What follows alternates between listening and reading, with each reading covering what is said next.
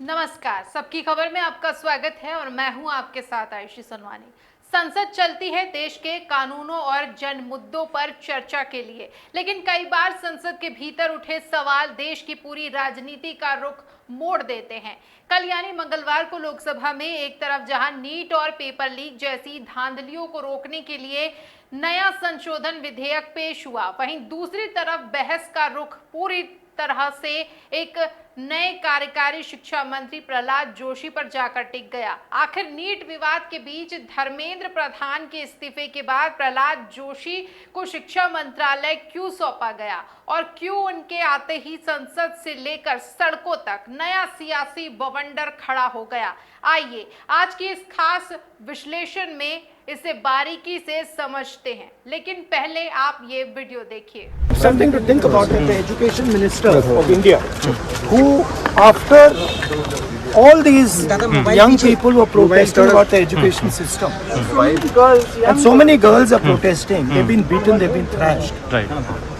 The BJP puts a man who is a defender of rapists. That's the most filthy type of man. There can be no filthier man than somebody who says that rapists need protection.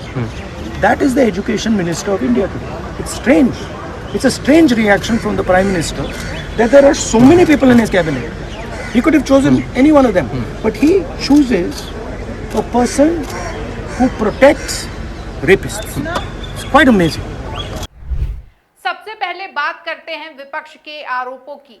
संसद परिसर के बाहर कांग्रेस नेता राहुल गांधी और सदन के अंदर प्रियंका गांधी ने नए शिक्षा मंत्री पर तीखे वार किए। राहुल गांधी का आरोप है कि सरकार ने एक ऐसे नेता को शिक्षा जैसा संवेदनशील मंत्रालय दिया है जिन्होंने अतीत में बलात्कार के दोषियों का बचाव किया था। अब सवाल उठता है कि ये आरोप आया कहां से। ये मामला जुड़ता है 2002 में बिल्किस बानो के केस से। अगस्त 2022 में जब गुजरात सरकार ने इस मामले के 11 दोषियों को रिहा किया था, तब तत्कालीन संसदीय कार्य मंत्री प्रहलाद जोशी ने एक इंटरव्यू में कहा था कि ये कानून की तय प्रक्रिया का हिस्सा है। कांग्रेस इसी बयान को आधार बनाकर आज सरकार को घेर रही है और इसे देश की करोड़ों युवा छात्राओं का अपमान बता रही है। When being in prison for some time, there is a provision for that. Accordingly, as per the law, it is done, and there are some jurists in that. It is not that सिर्फ government alone has taken decision.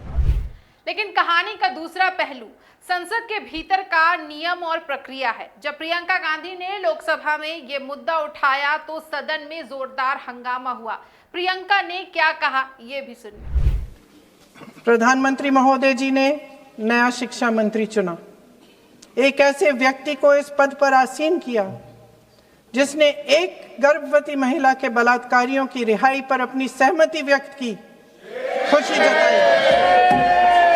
देश की करोड़ों लड़कियों को प्रधानमंत्री जी ने इससे क्या संदेश दिया।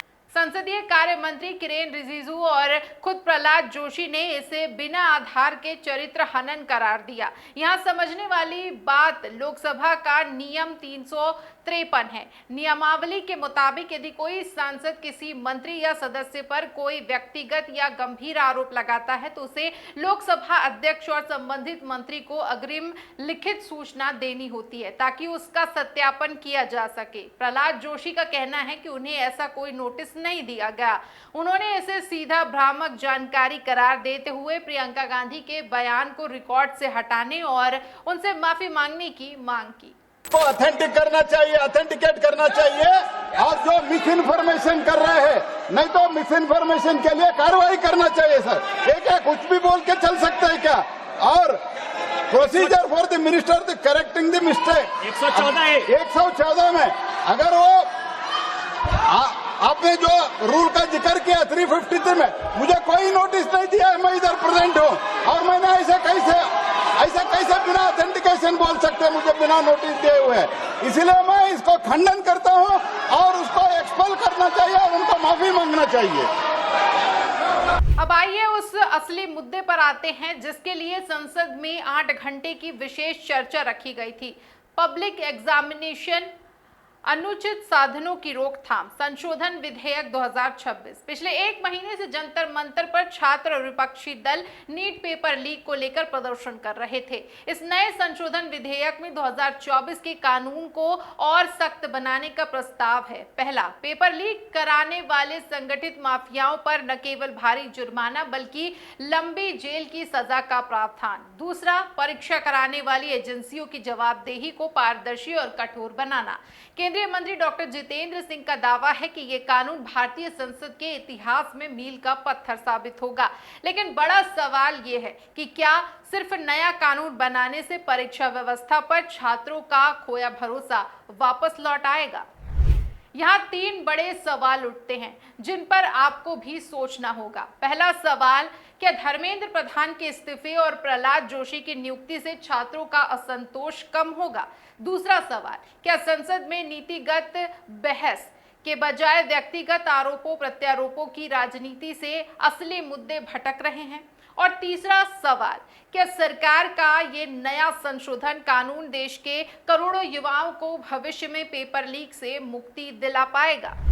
शिक्षा व्यवस्था किसी भी देश की रीढ़ होती है। छात्र राजनीति नहीं बल्कि निष्पक्ष और पारदर्शी परीक्षाएं चाहते हैं।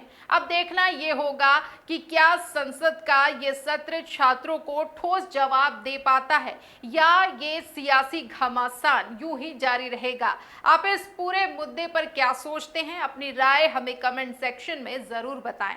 देश और दुनिया की तमाम निष्पक्ष और गहरी खबरों के लिए जुड़े रहिए सबकी खबर के साथ। मुझे दीजिए इजाजत। नमस्कार।